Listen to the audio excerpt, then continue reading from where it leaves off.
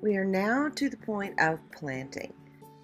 In designing this plan, we had to consider the depth that we had to work with, which was only about 2 feet from the building to the edge of the driveway.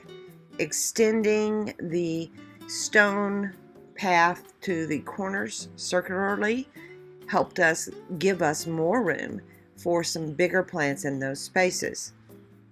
For phase 3, the plants I call the bones, which are your evergreen plants. They're going to provide structure and color all year long. What we have in this design are green emerald arborvitaes on each end of the building. And then we have a series of Japanese sky pencil hollies.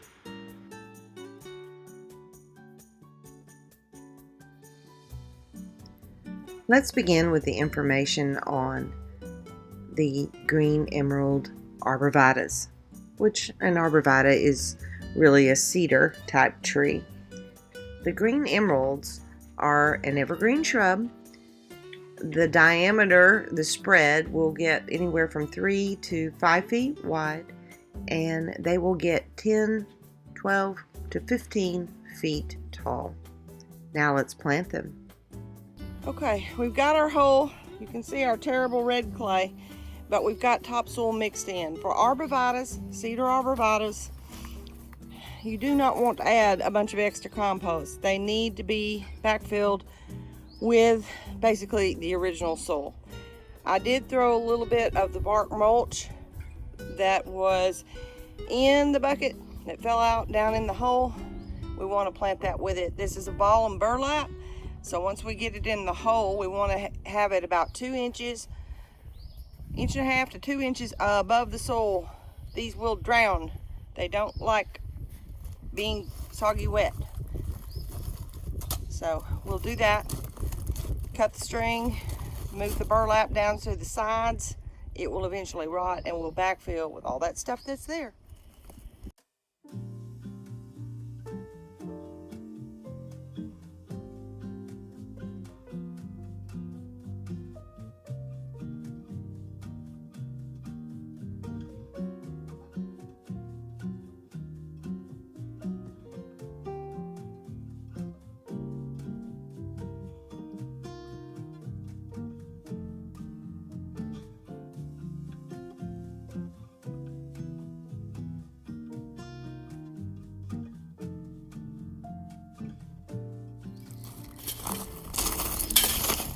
Did you put any of your stuff in? You're supposed to put that? No. Dadgummit. What is it? The biotone. You gotta put your gloves back on, dig you a hole and put it in. Supposed to be at the root level. It doesn't do any good if it's on top. You dig a hole in? Yeah. Maybe a couple on each side. Right along here. Yeah.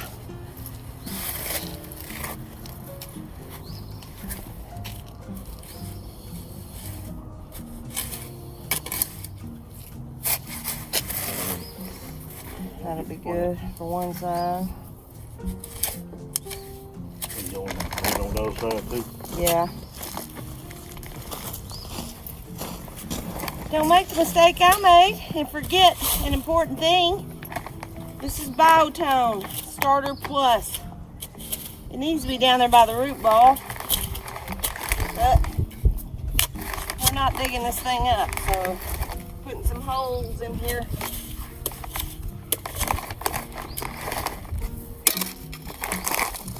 We get it as close as we can to the roots. For this size, we need about 3 cups.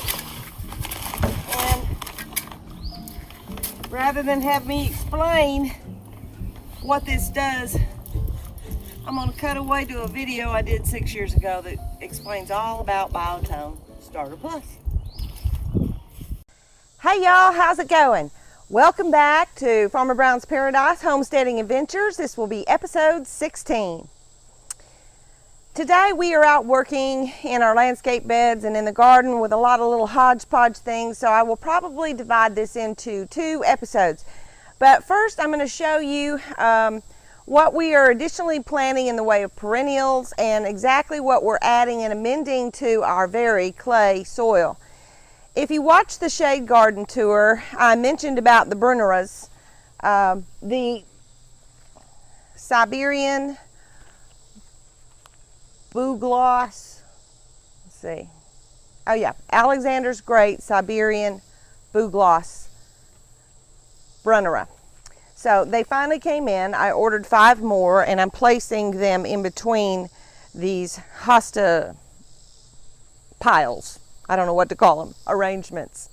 These will get huge and the hostas will too. So hopefully this will just line the pathway here that we have with just some beautiful different green shades of foliage. So it's time to plant the Bruneras. As I mentioned, we have very bad clay soil. So one of the things I always want to add when I'm planting any kind of perennial is compost. And I use this mushroom compost. The other thing that I have started adding recently that I have found to be extremely good for the plant is this right here. It is organic. It's made by Espoma. It's Biotone Starter Plus. So by starter, meaning that you use it when you're initially planting something. You don't use it in progressive years. You use like a maintenance type fertilizer. But the reason, after researching this one, the reason I like it, other than it being organic, is that it has 2 things in it that I know are extremely important to the growth and health, a healthy start to a plant. And those are microbes and mycorrhizae. Now I've talked about mycorrhizae before out in the garden and shown you how I add that to each individual vegetable plant that I plant in the garden. But this right here, the microbes, well, what are microbes? Microbes are beneficial bacteria that help to break down the food for the plant, the food that you've put down in that hole. It makes the food more readily accessible, more quickly to the plant. It's going to help the health of the plant and help it to grow a lot faster and a lot quicker. The other thing about this particular brand is it has 50% more microbes than any of your standard maintenance type fertilizers. Now the mycorrhizae I've talked about before, but let's briefly talk about what that is. Mycorrhizae is a naturally grown fungi and they bring balance back to the soil. And what it does, it has to touch the roots.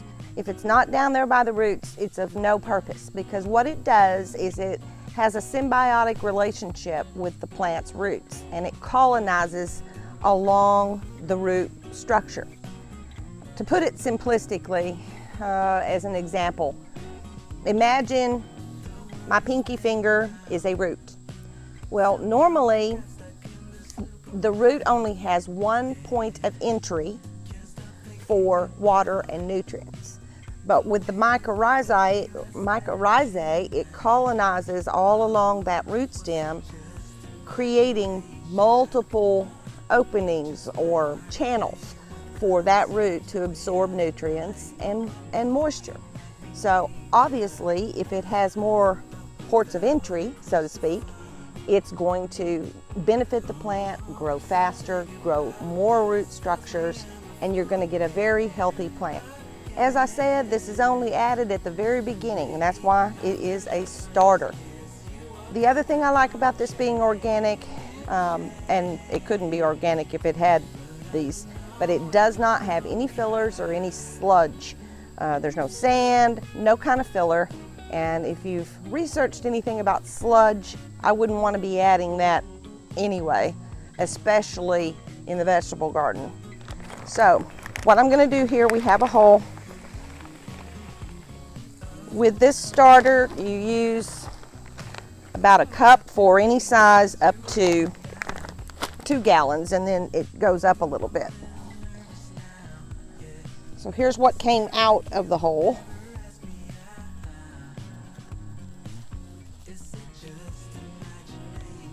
It may not look all that bad because there are some, the top couple of inches is kind of nice actually, because all of this has broken down all of this mulch and things under these trees has broken down over the course of a few years. But I'm going to add in pretty much just a third to half equal parts of compost with the existing soil. And now we plant. This is not particularly root bound. Plus, I could be wrong, but I think Bruneras are much like hostas. They're a tuber. So, I don't know, it's pretty tight. But I think it's a tuber, so I think we're going to be okay. You want to plant it where it's at the same height as the existing soil line.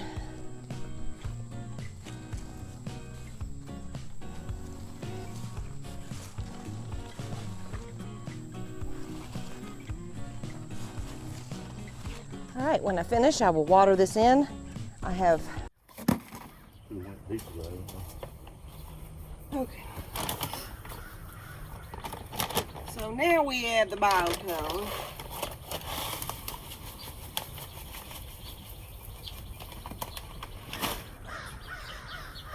Close to 3 cups.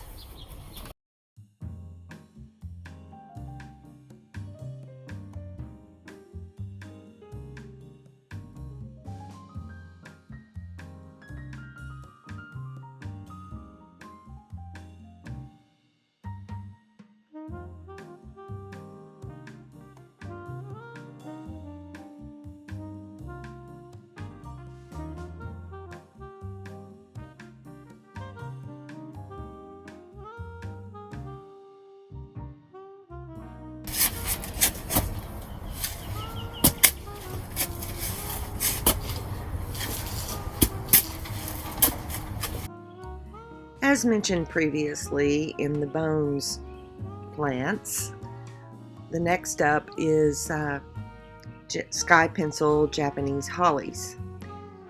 Well, the reason we chose these is because of the narrowness in which we have to plant. These beautiful sky pencil Japanese hollies are narrow, columnar in form, and they have very dark green foliage that stays neat year-round. Sometimes it can sport small purple berries in the fall with a male pollinizer nearby. I'm not sure if any of these are males, not sure how to tell. The leaves of these hollies lack sharp points, which is great. Makes it ideal for decks, patios, entryways as a beautiful vertical accent. And it just makes an elegant, formal statement, I believe. It's a moderate grower. It's only going to get somewhere between 6 and 8 feet tall and about 2 feet wide. You can prune these to keep height and shape if you choose to do so. Now, when planting these, even though it's kind of like it's not really a tree, it's just a tall shrub, but the planting is just a little bit different because we need to amend the soil that we take out with compost. And as you may have seen at my home in the previous video, I like to use mushroom compost. We are placing 2, 3 in the 3-gallon size. They're a little shorter on purpose, on either side of the windows. So there are 4 of those on either side, and I've separated them by 2 feet in between, because as they grow, we still want to have a little space between them so that it doesn't look like just one huge straight up vertical bush. And then we purchased 2 7-gallon in the same sky pencil Japanese holly to put on either side of the doors in the front. We did that so that they were already a little taller than the ones by the windows, and since they are relatively slow growers, they'll continue to maintain a nice height.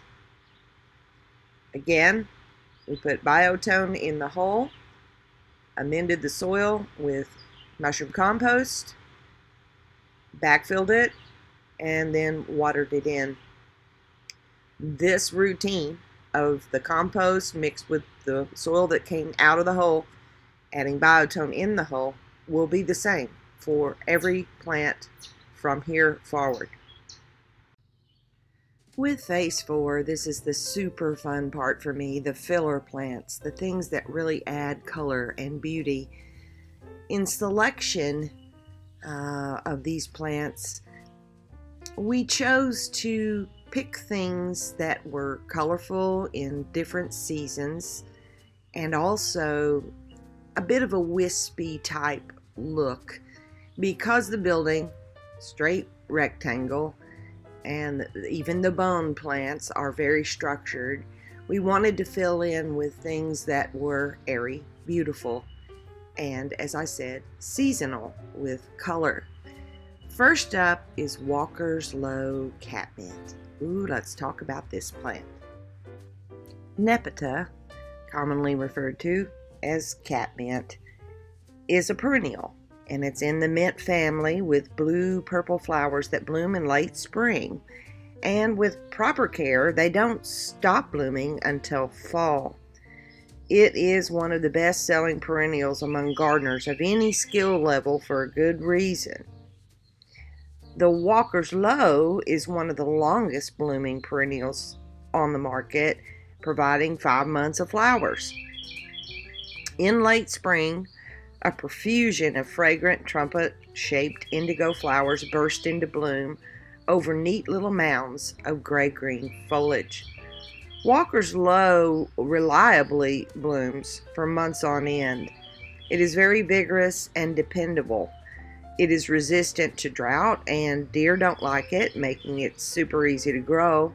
You can count on this longtime favorite to look great even in hot, dry conditions. It's very versatile. Be planted in rock gardens, edging paths as we're doing here, or even herb gardens. I like the Walker's Low variety for several reasons. It only gets about 3 feet tall, 3 feet wide. And again, with our size constraints in this space, only having 2 feet, we have to keep that in mind. Now, this will grow up and maybe grow over the sides of the stone edging a little bit, but I think that will look gorgeous. Plus, you can keep it sheared. Now, these plants that I have already had their first bloom, and so to get it to continue to bloom, I will come in and cut back the flower spikes as these first round of flowers start to fade. And also, if the stems become too leggy, you can shear it back to promote growth. At the end of the season, we will leave the spent foliage to overwinter because that will help protect the crown. But then in early spring, we'll cut it back and new growth will come right back up. We are planting 3 of these just to the inside of the arborvitaes. We also are going to be mixing in some gaura between these catmints. We'll talk about that in just a little bit.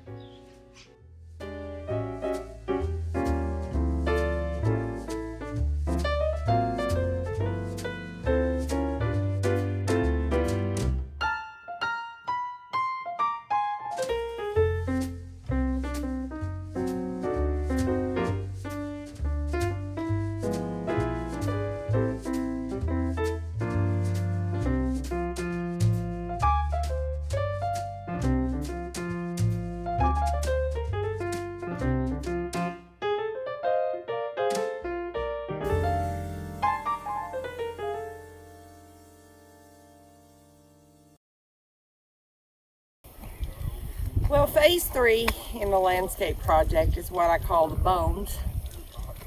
The structural plants that are evergreens.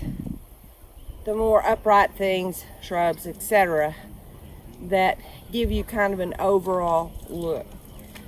our bones are now planted. They're basically just two things: the arborvitaes on each end, and then Japanese sky pencil hollies. They get anywhere from 8 to 10 feet tall and 2 feet wide. A set of 2 are planted on either side of the windows, on both sides. That's 8. And then we bought 2 in larger gallons, I believe 7 gallons, and then the small ones are in 3s, to go by the front doors. So that's all the bones. Now, with planting the arborvitaes, as I mentioned, we did not add any compost. With those big trees, you pretty much want to just backfill with the existing soil. However, our clay is so terrible that we have some topsoil mixed in. And again, each time I added the Biotone Plus starter in the bottom down where the roots are. Now, for all of the rest of the plants that we planted today and will be planting throughout this week as they come in, we are adding a third compost to the amount of soil we take out of the hole. Then we sprinkle in a third of mushroom compost with our clay topsoil mix off to the side. Put Biotone in the bottom. You can read the bag of Biotone and see about how much you need. For these smaller things, it's generally about a cup and a half. Then we plant our plants and fill it back in. We were lucky enough with our church Easter festival, for the fair portion of it, we earned enough to almost completely do everything in this landscape project. Actually, the church fund is covering the remaining balance, which was like $350 that we were a little shy. So we have most of the phase 4 plants, which were the fill-in plants, but we're waiting on 2 different ones to come in this week. So the only ones that I was comfortable with planting today in terms of spacing and where to place it was the Walker's Low Catmint and the Dwarf Firepower Nandinas, which actually are also an evergreen. The Dwarf Firepower Nandina is a gorgeous plant, and it is a dwarf foliage plant. I mentioned that it is evergreen. It grows no more than about 2 feet tall, which is why we chose this airy, beautiful plant underneath the windows. There are 2 planted there. It has a color punch of a full-size plant. It is an evergreen in warmer climates like ours in 8A, and in the fall it turns into a burning mound of brilliant red, living up to its name and bringing fall color to the warmer areas. Its small size is ideal in this situation, and it's a perfect edging or foreground plant as well. This plant is so versatile. It grows well from full sun to deep shade. It's easily grown, yet dramatically beautiful. It's also pest and disease free, and it is a non-invasive plant. In addition to the 2 that we planted underneath the windows on either side, we also planted 1 right next to the door between the concrete area there and the first larger sky pencil holly that we planted.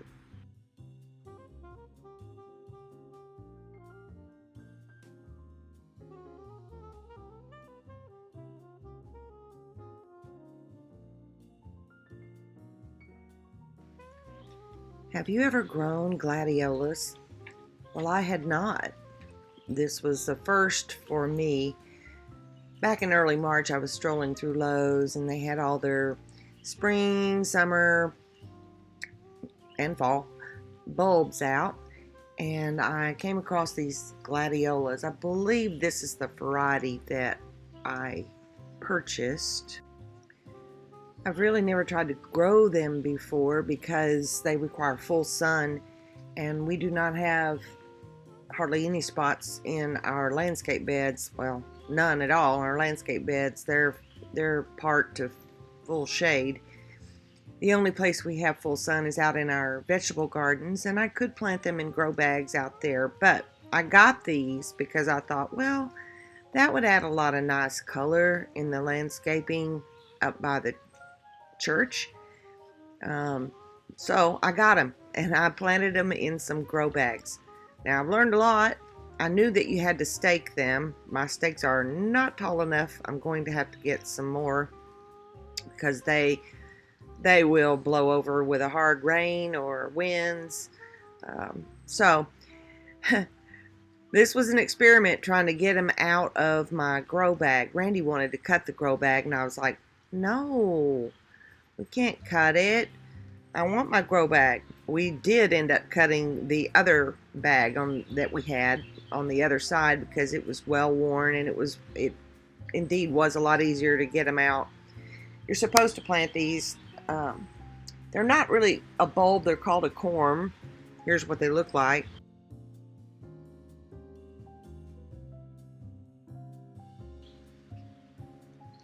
You plant them pointy side up, as I said before, about 4 inches down in the soil. Well, I did not realize, I should have read more about them. You really, if you want to have continuous blooms, you should space planting your corms about 10 to 2 weeks apart so you have continuous blooms all summer. Well, I didn't do that. I just stuck them all in 2 different grow bags.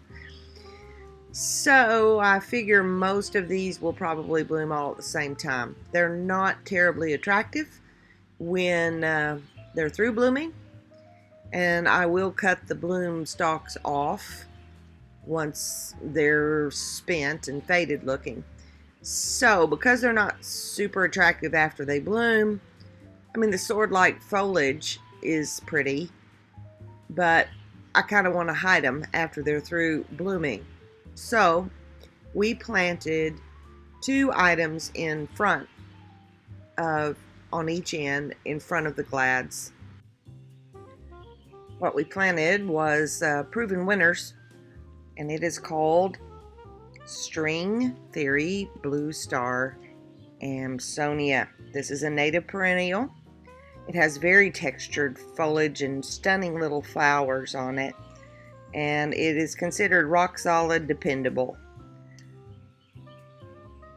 So it checks all of the boxes. It blooms in spring with these delicate periwinkle blue star clusters of flowers, which also serve as an important source of nectar for pollinators. But even after the flower fades, this perennial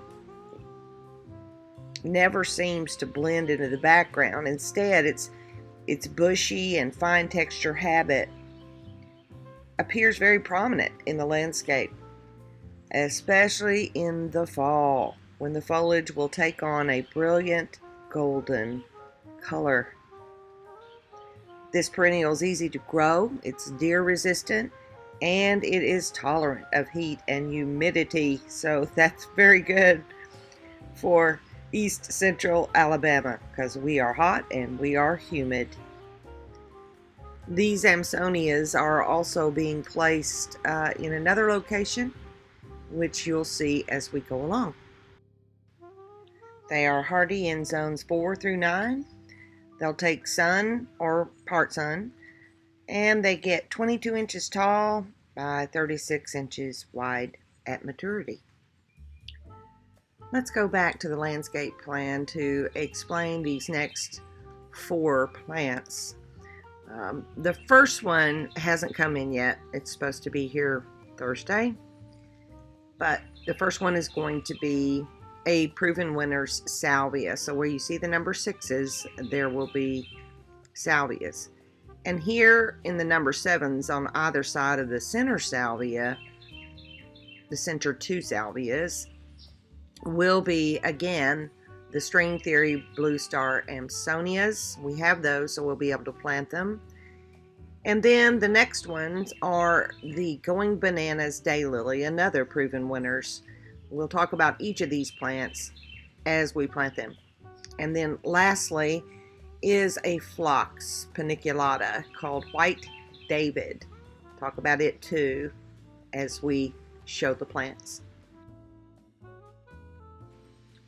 It's kind of hard to lay these things out when you don't have all your plants, but what I did where we are missing our salvias, I had turned some quart empty buckets upside down for placing the rest of the plants.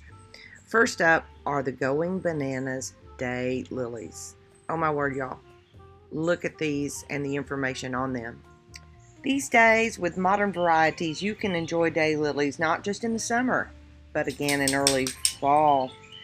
So don't think you are going bananas when you see the beautiful 4-inch blooms of the Going Bananas daylily reappearing in September. Of course, you'll still enjoy a major blooming in midsummer. They start usually early July with a dozen buds on every stem, rising about 18 inches above the ground. This is a compact variety of daylily, and it has a beautiful warm yellow, the color of firm bananas. The broad petals spread out in a beautiful flattened trumpet. This is perfect for edging beds with other perennials. Think blues and purples like we're doing. And you can mass plant it in shrub borders, which is also what we're doing here. I am planting a group of 3 Going Bananas, and beside it will be the blue, purpley, white salvia that you'll see as soon as it comes in and when we get it planted.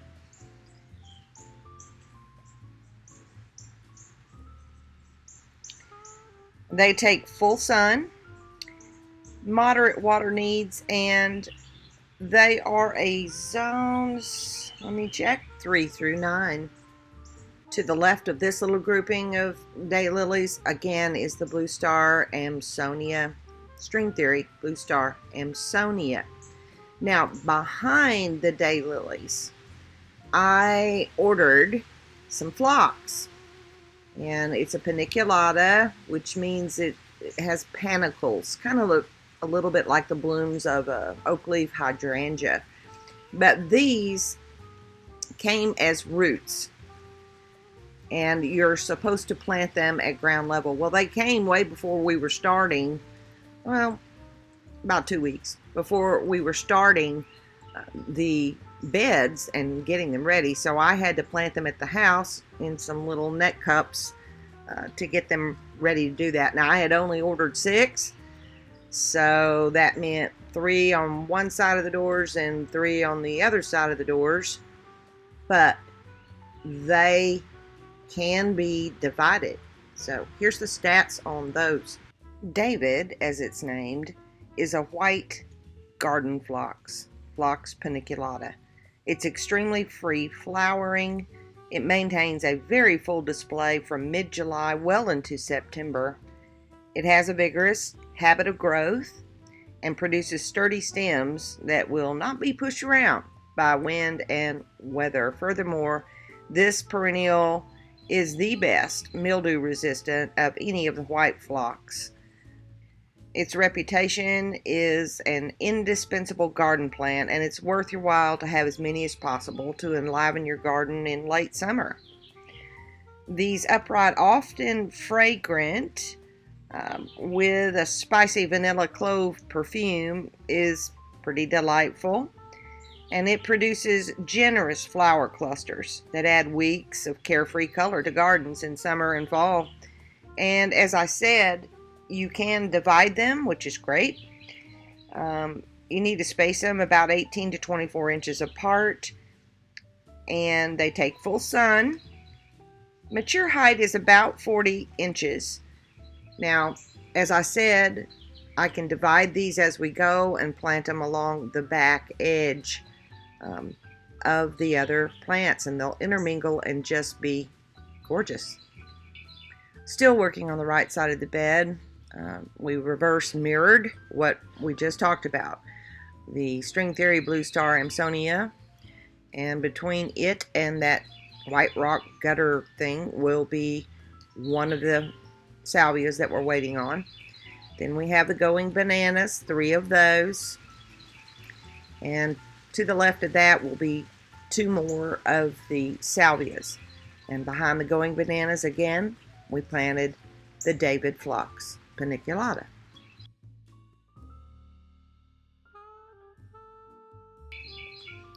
And now we'll just take a visual tour of kind of what we have planted thus far.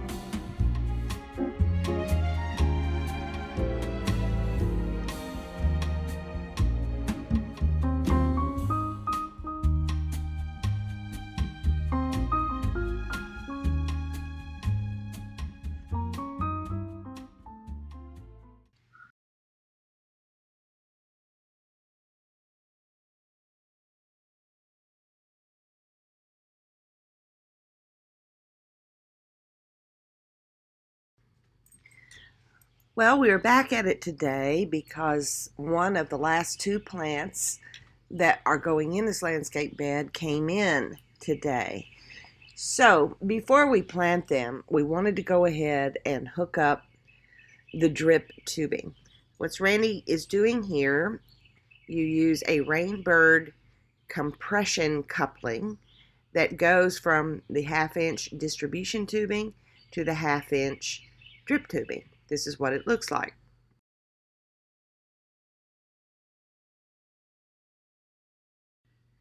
After he had the coupling firmly on there, we draped the drip tubing, and we purchased drip tubing that has holes every 12 inches. Then we took the drip tubing and ran it behind the arborvitae and then back around and in front of the entire bed, probably about 5-6 inches, 4 to 6 inches, I guess, away from the front edge, because eventually we will be planting a special plant in the very front edge so that it grows and drapes, drapes over the edge of the stones, which will look absolutely beautiful. We'll talk about that in a little bit. After we got it placed, we used some garden stakes just all along the edge there to hold it down. Now, about the arborvitaes, once they need water while they're getting established, but after they're in really well, they don't like a lot of water. So worst case scenario, where we have that drip tubing behind the arborvitae, we can do one of 2 things. We can just cut it out and use a new coupling to connect, or we can just use some little goof plugs to plug up the holes. Now, down at the end, once we get to the very end, Randy cuts the tubing, and then we use a compression end cap. Compression end plug for drip tubing would be the ideal way to close it off. We have two large containers that we're putting by the front doors, and we wanted to also be able to run that off of the irrigation because these are annuals. They need, especially in the heat of the summer, they will need daily watering. Well, I talked with my landscaping guy about this, about how to tie it in, because I was wondering, could we run 1/4 inch distribution tubing from one of the holes in the drip tubing up through the container, or would that be a problem in terms of pressure? He felt like we could try it, but that if it didn't work, then we'd need to run the 1/4 inch drip tubing, all distribution tubing rather, all the way back to the 1/2 inch distribution tubing and tie it in. Well, we didn't have any 1/4 inch distribution tubing. We were going to have to buy some, and I was like, it was $10 to buy a 100-foot roll of the 1/4 inch distribution tubing. So that's what we're doing here. He poked a hole in the 1/2 inch distribution tubing with the proper tool, tied in the 1/4 inch distribution tubing with the proper little plug, and we ran it all the way down at the back. We ran it all the way down to the end where our containers are going to be. We also staked this off so it wasn't going to be wiggling around. Now it was time to prep our containers, which I purchased at Hobby Lobby when they were on sale, 40% off. The first thing he did was remove the little plug that's in the bottom of it.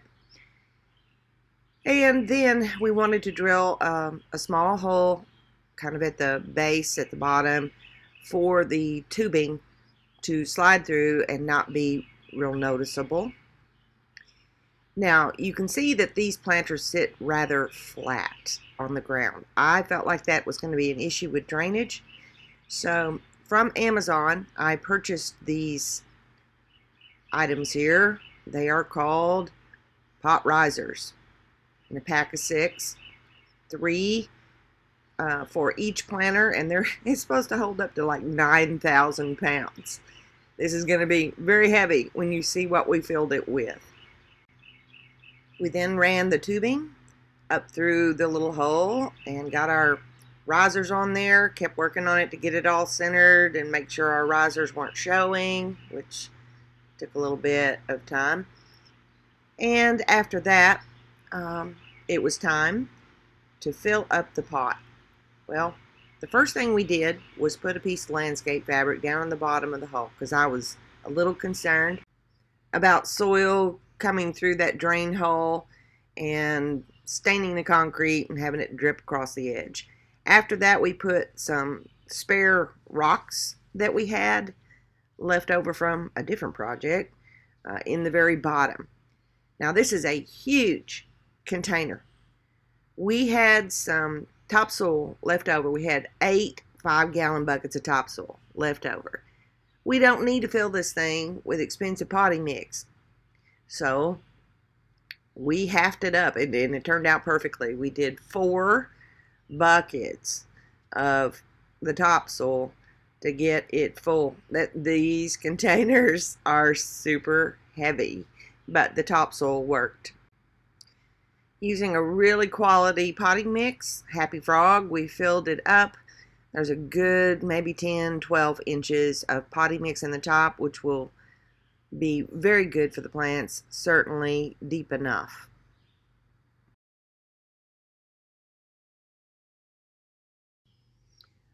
For getting water into the containers, I chose to get a Rainbird. It's a little 360-degree sprayer. And all you do is tie your distribution tubing, hook it to it, and it lightly sprays in 360 degrees. So that's what Randy was doing there, was cutting off the excess and getting that in there. Now it's time to plant. First thing I want to do is add a slow release fertilizer. Honestly, I prefer to use Proven Winners, but I didn't have any, and this Espoma plant tone will work just fine. So I sprinkle some in there and kind of mix it up in the dirt prior to planting. I like to use the Thriller Filler Spiller concept for planting containers. The thriller is the thing that's going to go in the center. It's going to be nice and tall. Now, I had said everything is an annual except for the thriller. This thriller is a Gara, and it is the plant that we were waiting on. We have 6 of them. So 4 are going in the landscape beds, and these 2, the 2 remaining ones, are going in the center of the containers. Now, it was very root bound, and it's very important to tease those roots before you plant them in the hole. In the end, when it's time seasonally to change these containers with some other kind of plantings, those Garas will come out and we'll put them also in the landscape bed. But before we continue, I want to talk about the Gara. Intermountain Beauty Gara. It is a distinct form of Gara that blooms with unusually showy spikes loaded with many, many more pure white flowers than is typical. The Intermountain White Apple Blossom grass blooms late spring all the way through fall, and it just makes a great companion plant for all types of perennials. It is a native plant, it's bee friendly, attracts butterflies, it's deer resistant, rabbit resistant, easy to grow, low maintenance, long bloom time. As I said, it does naturalize, and you can even put it in container planting, which you will see in a moment. It grows in zones 5 through 9, takes full sun. It grows 18 to 22 inches tall and 12 to 15 inches wide. I set out where the Gara are going to be planted in the landscape bed. Randy's already dug my holes for me. I'm planting them slightly to the back, in between the 3 Walker's Low catmint. So you'll have the beautiful purple blooms of the Walkers, and then these beautiful white wispy flowers coming up around them. And just like all the rest of the landscape plants, put some biotone in the bottom of the hole. And then again, had to tease these roots because they were very root bound, bottom and sides. The reason you want to tickle that and kind of break them up a little bit is because if you do not, they have grown to the shape of the container. And if you just put them in there without teasing them, they will tend to continue their roots in the shape of the container instead of spreading out into the soil and, growing properly. And if you don't do that, they can die because the roots will just stay swirling around the shape of the container. I did not add any compost to the soil that I was backfilling it with because there was a good bit of compost in the entire area there from the previous plantings. Back to the planters. Well, all of the annuals that I'm using are proven winners. This first are Supertunia Bermuda Beach is the color. These Supertunias, they're very heat tolerant. They're not fussy. When they're tired looking, you can give an overall trim up to like a third of the plant volume. But if you do trim them, you need to feed them right away to kickstart new growth. And the feeding, that's another thing I wanted to mention. After a week or so, I will start feeding these once a week with Proven Winners water-soluble fertilizer. These annuals love food. They're food hogs, so you need to feed them. Next up, for the filler plants, are Super Bell's Coralina. These are Calibrachoas. They don't like constantly damp soil, so I'll be really keeping an eye on that. When you're planting them, you can give them a slight trim to increase the branching, which I will come in and do in a day or two. And no deadheading is needed on any of these plants. The last 2 filler plants, which actually also functions both as a filler and a spiller, are Super Beanup in the color Peachy Keen. Superbenas are vigorous and they're mounded, but they will trail over the side of the container, as I said, also functioning as a bit of a spiller. And lastly, for a spiller in the front of the planter, I'm using Sweet Caroline light green. This is a sweet potato vine. It's going to trail, y'all, up to 60 inches. You can trim it though. It spreads, it says 36 to 48 inches, which would be true in a landscaping bed or possibly even in a huge container or a huge pot. But this can be trimmed. You can trim the little branches to keep it neat and tidy. Now, I am packing these plants in. This is like a 17-inch, I believe, container opening. And I've got a ton of plants in there. One thriller. And then I've got 2, 4, 6 spillers. And again, I mentioned that the last ones, the Superbenas, will also kind of act like a spiller that will go over the edge. But these are annuals. And feeding them every week, these things are going to get huge, beautiful, and bushy. Now for the sweet potato vine, I planted it a little bit at a slant toward the front just to kind of get that spiller action going. Again, I check all of the roots and tease them so that the roots are not going to grow in the circular fashion of the containers. After the containers were all planted up, we turned on the irrigation system to make sure everything was working, which it did beautifully. Here's an image of the finished container plants. Aren't they gorgeous? Well, next up, I'm going to tell you about the last plant that is supposed to be coming in tomorrow. I'm in love with all the plant choices we have, but this one, Azure Snow Salvia, oh wow.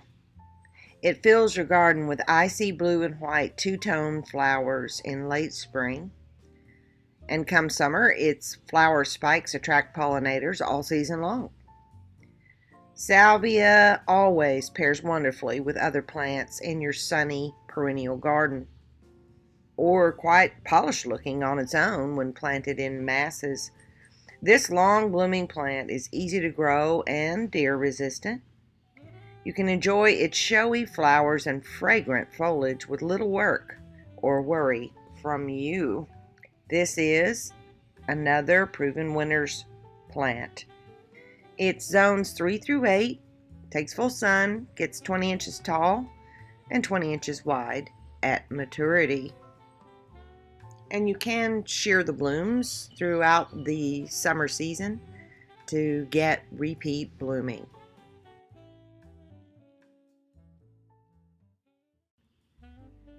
There are 12 salvias total for the landscape bed, 6 for each side. So I will show you where they are going. First up, there are 2 that are going between, we're on the left side, so between the Going Bananas daylilies and the Sky Pencil holly that's by the door. Next, one on either side of the gutter. Have to be a little careful there because that's where the drain is, and there's also a pipe down there. So being super careful with that. And then the other 2 on the left side are mirroring the first 2. So between the Going Bananas daylily and the Japanese holly.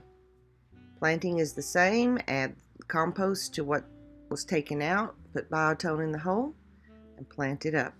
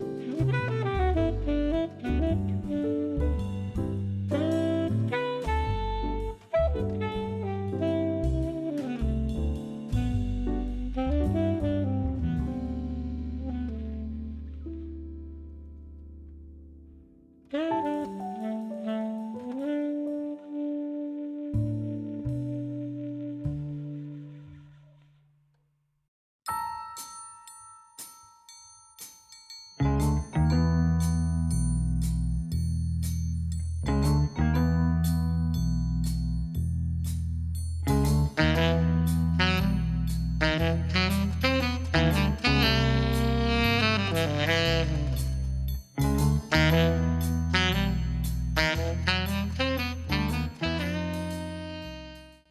Jenny is a beautiful evergreen ground cover. It's sometimes called moneywort. It has that luscious lime green color.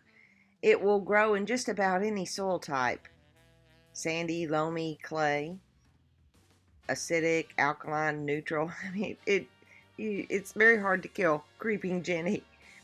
It's hardy in zones 4 through 9, and it's just a lovely ornamental plant. Some people consider it an invasive plant in some areas, but the golden or aria varieties are not as invasive as the darker green ones. Creeping Jenny thrives best in full sun to partial shade. The leaves will be different based on the plant's exposure. Golden yellow if it's in full sun, and a chartreuse green in partial shade. And in hot climates, the afternoon sun may cause its leaves to blanch a little bit.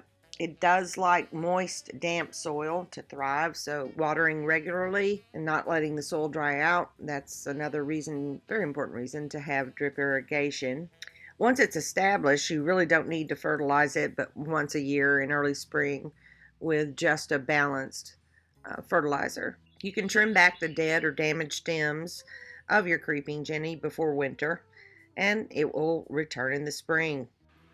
You want to plant them about a foot apart, and we've got a good 80 feet of stone, so rather than buying 80 plants, these things spread and they're so easy to propagate. So let me show you how we're doing that right now. Propagating creeping Jenny is probably one of the easiest plants to propagate. What you want to do is take a healthy plant. You want to cut your stem right above and below another set of leaf buds. Get you a clear glass cup of lukewarm water.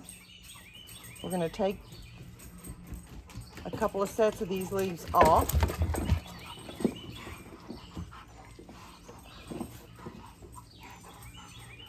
Okay, broke that one.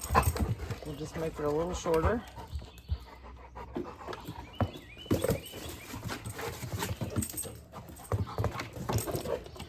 And then we're simply going to stick it down in the water.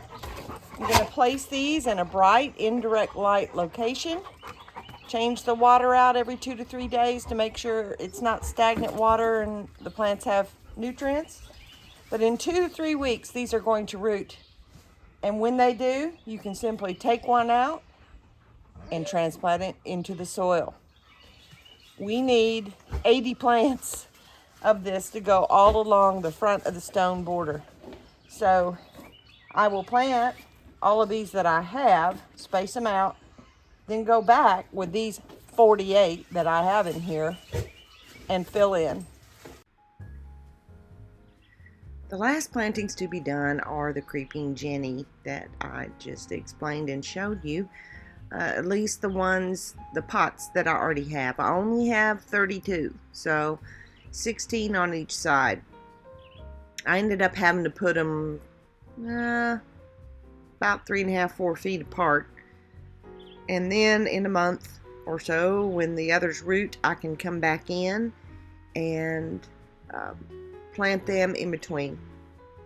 But before I planted them, I used the bag of compost we had left and the bag of potting mix that we had left, and I sprinkled it all inside the edge of the stone because I wanted to raise that soil level up a little bit, so that the creeping Jenny, as it grows, I mean, it would do it anyway, but I wanted to do it faster. So a higher soil level there in the front will help that creeping Jenny as it grows and spreads to spill over the stones.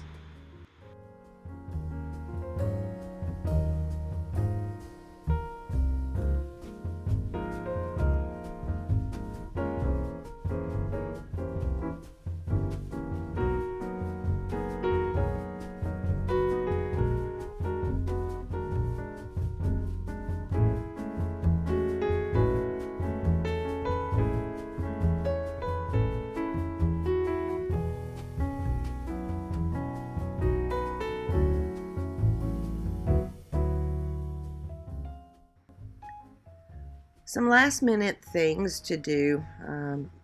I brought some taller stakes that I found at the house to stake up the gladiolas a little bit better.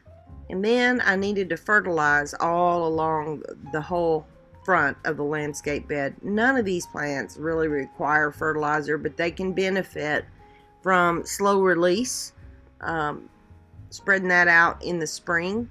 And again, Espoma plant tone is the best thing I think to use, and it's organic, so it's not going to burn the plants, so I could just sprinkle it across it, and whether the dust got on the plants or whatever, it didn't matter. I also pruned the spent blooms off of the Walker's Load catmint, which will help it become much bushier and continue to bloom. Lastly, we spread out the mulch, and oh, what a difference it makes. I hope you enjoy looking at the finished project.